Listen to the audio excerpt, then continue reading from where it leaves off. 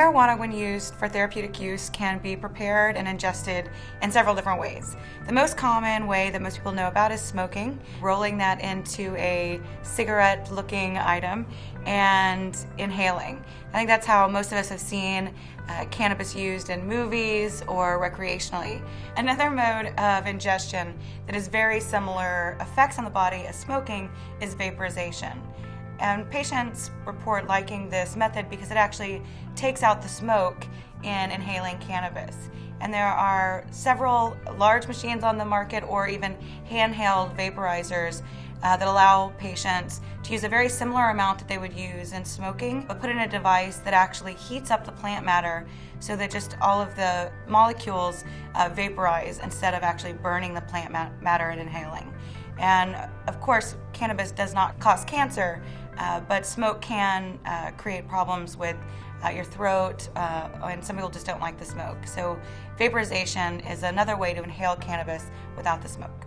But for medical cannabis patients who need longer relief and need a longer lasting relief, they find that actually eating cannabis or turning it into what is called a tincture or even a topical rub produces better effects.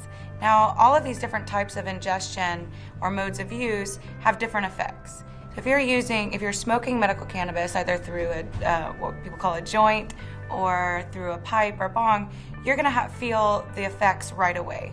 And a lot of people like this because it lets them know their titration right? They know if I take one puff and I feel like this, then I don't need any more. But for edibles, it actually can take up to 45 minutes for people to feel the effect at all. And that's actually why we find, you hear people ODing figuratively on edibles. It's really that they've just taken too much. And I think you'll hear from some of the other videos that it's actually impossible to overdose on cannabis. But you can have some very unfavorable side effects if you eat too much. A tincture preparation is actually a preparation using a liquid to pull the compounds out of the plant. And you've probably seen a tincture in your health food store for St. John's wort or echinacea. It's simply a process of putting alcohol with the plant matter, and the alcohol extracts out the compounds from the plant, and then you're able to ingest this through a dropper or through a spray under your tongue. And other people actually make topical oils, which for people who don't like the side effects of dry mouth or sleepiness, people prefer just to put it right on the wounded area. And this can be done by preparing something with cocoa butter or other items. And there are actually several recipes for each of these preparations on our website, americansafeaccess.org.